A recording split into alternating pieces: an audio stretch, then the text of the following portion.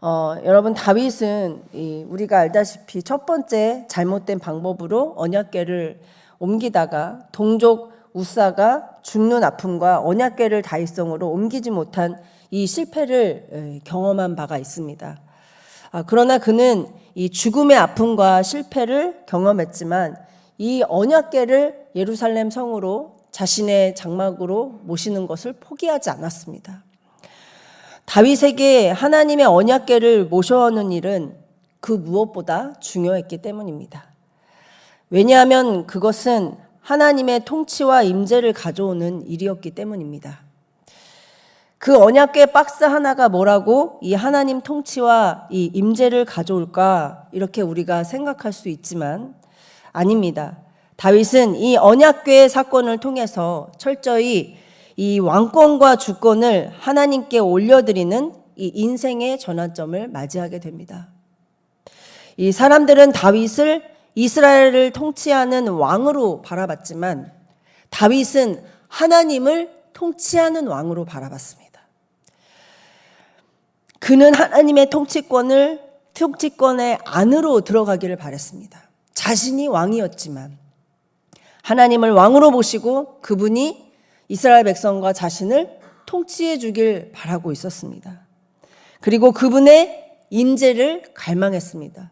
다윗이 포기하지 않고 언약궤를 예루살렘 성으로 옮기려고 하는 그 포기하지 않는 그 행위를 보면 우리는 이 다윗의 마음을 알 수가 있습니다. 여러분, 오늘 하나님의 말씀을 통해서 나는 정말 나 자신을 부인하고 하나님 통치권 안으로 들어가며 하나님의 임재를 간절히 갈망하고 있는가? 나는 정말 하나님의 임재를 간절히 갈망하는 예배자가 맞는가? 그래서 우리 삶의 현장을 하나님의 나라로 세워가고 있는 그러한 성도인가? 오늘 돌아보고 하나님 앞에 묻고 그리고 말씀 앞에 깨달았을 때 저와 여러분이 다윗과 같은 참된 예배자가 되기를 축복합니다. 오늘 본문 1절을 보면요. 우리 다시 한번 1절만 한번 읽어볼까요?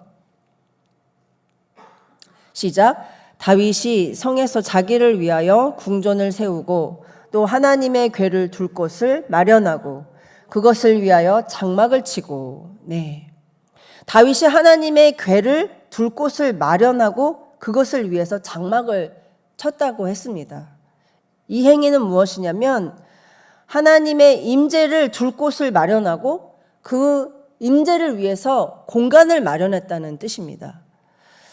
여러분, 우리는 다윗처럼 우리가 사는 공간과 또 삶의 현장에 하나님의 임재를 마련하는 것이 그 무엇보다 중요하다는 것입니다. 여러분, 특별히 우리의 가정에, 우리의 집에 하나님의 임재의 자리를 마련하지 않으면 그 가정은 하나님이 통치하는 가정이 아니라고 볼 수가 있습니다. 가족들 한 명 한 명이 아무리 신앙이 좋아도 가정 안에 하나님의 임재가 없으면 그 가정은 고통이 오거나 기쁨이 없을 수 있습니다. 여러분, 우리 가정이 가장 중요한 교회인 줄 믿습니다. 그 가장 중요한 작은 단위의 교회가 그 어떤 세상 풍파가 몰아쳐도 그 가정에 하나님의 임재의 예배가 있다면 그 가정은 절대로 무너지지 않고 승리를 맛보게 되는 줄 믿습니다.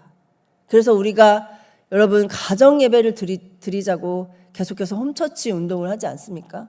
네.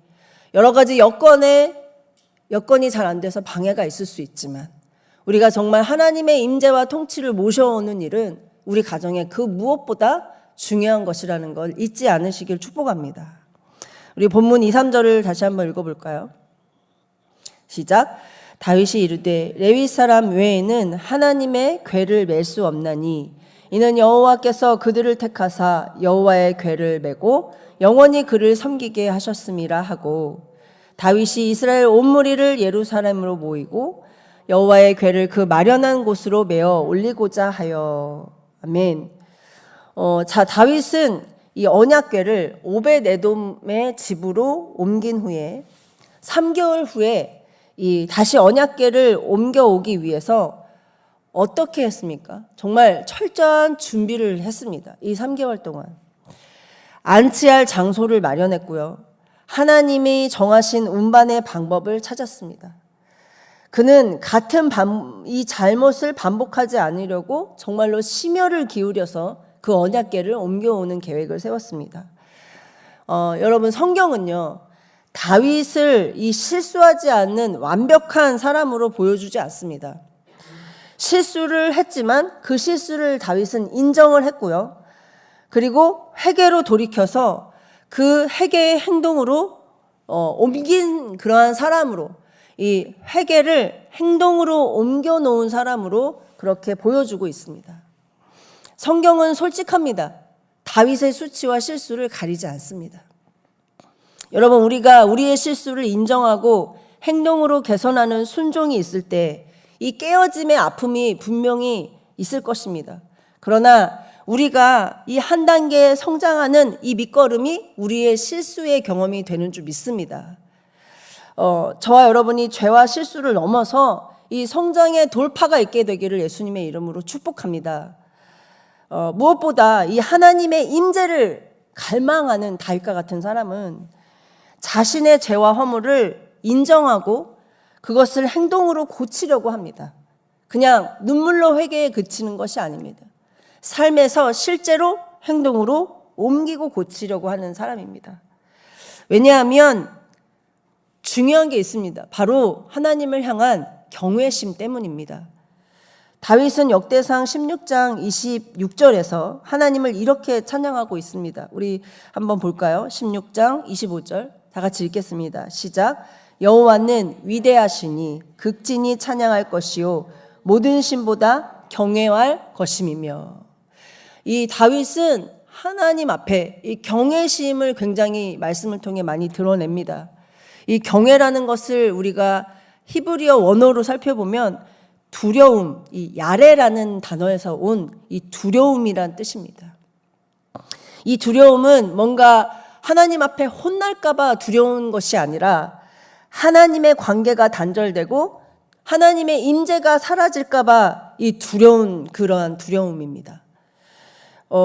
예를 들면 제가 지지난주에 그 캠프를 준비하면서 이 우리 조풍현 장로님 아이 이 성찬이 막내 성찬이의 이 훈육하는 과정을 봤어요. 이 경원 집사님께서 엄마가 이 성찬이가 이제 식사를 하려고 하는데 같이 이제 다 같이 성소하러 갔던 사람들 중에 식사를 했거든요. 근데 그 자리에 성찬이도 제 옆에 앉아 있었습니다. 근데 어느샌가 얘가 사라진 거예요. 이제 알고 보니까 엄마랑 이 식당 밖으로 나가서 이 훈육의 시간을 갖고 있더라고요. 근데 성찬이의 이 표정이요 굉장히 진지했고 이 두려움이 가득한 얼굴이었어요. 그래서 굉장히 진지하구나 이 훈육의 과정이. 근데 그 친구가 굉장히 한 5살, 6살 정도 돼 보이는데 정말로 진지했어요. 이 아이는 자신의 실수로 훈육을 이렇게 받는데 그게 진지했지만 그 훈육을 받은 뒤에는 이 엄마와의 관계가 이 여전히 사랑으로 연결이 되었으면 하는 그러한 모습이었습니다. 왜냐하면 훈육을 받자마자 엄마한테 와락 이렇게 끼어앉는 거예요. 엄마를 기다렸다는 듯이. 엄마한테 굉장히 호되게 훈육을 받았었는데 그 즉시 식당에 들어오자마자 엄마랑 사랑의 이 포옹을 하는 거예요.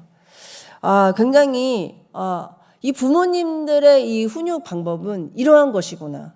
아무리 호되게 이 혼내고 지도를 하고 훈육을 해도 그 마무리는 이 관계를 회복하는, 다시 한번 내가 엄마가 아들을 너무나도 사랑한다라는 그 표현을 반드시 마무리로 해야 되는구나라는 거를 저는 옆에서 볼 수가 있었습니다. 마찬가지입니다. 저와 여러분이 이 주님과의 관계, 그 사랑의 관계 때문에 다시 주님께로 돌이키고 우리의 그 실수와 잘못을 돌이키는 것이지, 주님이 두려워서 구원받지 못할까 봐 그렇게 하나님 앞에 두려워 떠는 그런 관계가 아니라는 것입니다. 저와 여러분이 주님의 임재를 갈망함으로, 그분의 관계를 갈망함으로 죄와 허물을 인정하고 그리고 그것들이 끊어지는 역사가 일어나기를 축복합니다. 본문 11절 15절을 우리 한번 이어서 읽어볼까요? 시작. 다윗이 제사장 사독과 아비아달을 부르고 또 레위 사람 우리엘과 아사야와 요엘과 스마야와 엘리엘과 암미나답을 불러 그들에게 이르되 너희는 레위 사람의 지도자이니 너희와 너희 형제는 몸을 성결하게 하고 내가 마련한 곳으로 이스라엘의 하나님 여호와의 궤를 메어 올리라. 전에는 너희가 매지 아니하였으므로 우리 하나님 여호와께서 우리를 찢으셨으니 이는 우리가 규례대로 그에게 구하지 아니하였음이라 하니 이에 제사장들과 레위 사람들이 이스라엘 하나님 여호와의 궤를 메고 올라가려 하여 몸을 성결하게 하고 모세가 여호와의 말씀을 따라 명령한 대로 레위 자손이 채에 하나님의 궤를 꿰어 어깨에 매니라. 아멘. 다윗은 전처럼 아무나 언약궤를 이 수레에 또 잘못된 방법으로 수레에 싣는 것이 아니라 율법에 그대로 레위인의 어깨에 매도록 지시를 합니다. 이 하나님이 정하신 사람과 또 하나님이 정하신 방식을 그대로 따랐던 것입니다. 이것이 하나님의 임재를 모셔오는 방법이었다라는 것입니다. 여러분, 우리가 어떤 일을 할 때에 이 하나님 말씀의 이 원리의 방식을 따르는가, 우리는 하나님의 말씀을 순종합시다 라고 하지 않습니까? 하나님의 말씀에 순종하는 것이 무엇입니까? 그 말씀 그대로 다 행위를 따라하는 것이 아니라 말씀에는 순종의 원리가 있습니다. 하나님 방식의 원리가 있는 것입니다. 누군가 불편하면 그 사람을 용서하고 사랑해야 하는 그러한 관계의 원리, 또 일을 하는 데 있어서 서로 사랑하고 그 가운데서 함께 협력해 나가는 그 사랑의 원리, 서로 시기질투하고 분쟁하는 것이 아니라 이런 예를 들면 그러한 원리들이 있는 것입니다. 그랬을 때 그 원리대로 순종했을 때 우리가 하나님의 열매가 나타나게 되는 것입니다. 이 하나님의 방식의 원리대로 순종했을 때 하나님이 임재하시고 그곳에 축복의 열매를 주시는 줄을 믿습니다. 여러분, 다윗은 이 축복의 열매의 이 원리를 깨닫고 이스라엘 백성에게 축복을 이제 허락해 주실 하나님을 혼신을 다해서 기쁘게 찬양하는 그러한 장면이 나옵니다. 우리 28절, 29절 같이 읽어보겠습니다. 시작.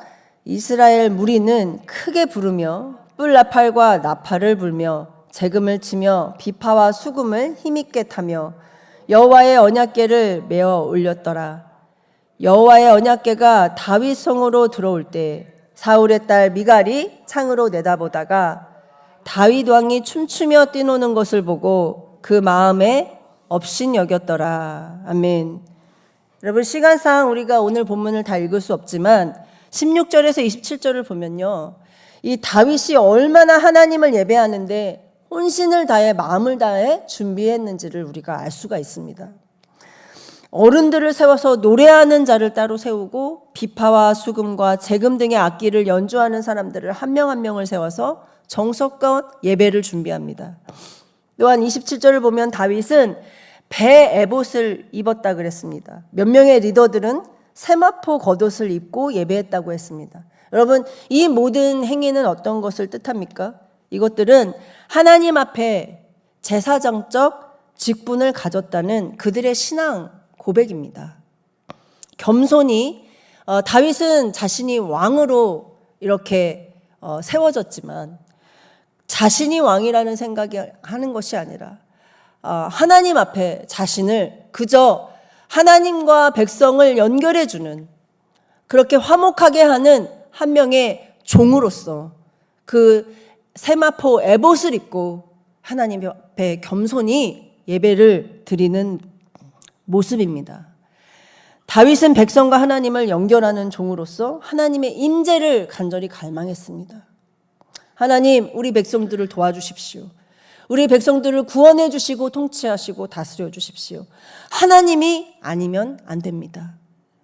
하나님 앞에서 옷이 다 벗겨지도록 그 하나님의 임재를 너무너무 기뻐해서 그렇게 춤추며 뛰며 기뻐했던 그 다윗의 예배가 이 오늘 본문의 말씀에 나옵니다. 그 순간에 그 모습을 본 그의 아내 미갈은 어땠습니까? 왕이 채통 떨어지게 옷이 다 벗겨진 그렇게 예배를 하는 것이 맞는가? 창피하다. 이런 식으로 남편에게 말을 합니다. 오늘날 여러분 우리의 예배의 태도는 어떠합니까? 저는 우리의 예배가 다윗처럼 미친 듯이 춤을 추며 하나님 앞에 그렇게 기쁘게 혼신을 다해 예배를 드리는 것이 우리의 예배가 되어야 한다고 생각합니다. 예배는 하나님을 기뻐하는 행위이고 그분의 임재를 누리는 시간입니다. 하나님이 우리와 함께 해주시지 않으면 절대 안 되는데 하나님이 우리와 함께 해주심에 얼마나 감사합니까? 우리를 보호해 주시고 우리 가정을 보호해 주시고 우리의 교회를 세워주시니 하나님 너무 감사합니다.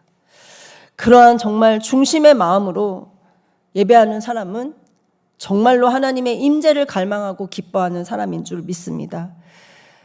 우리가 미친 듯이 예배하고 뛰면서 예배하는 것이 채통 떨어지는 것이 아니라 정말 그것이 하나님이 기뻐하는 예배인 줄 믿습니다. 우리 시티미션 교회의 예배가 모든 성도들이 주님을 갈망함으로 다윗과 같은 그러한 예배자가 되어지기를 예수 그리스도의 이름으로 축복합니다.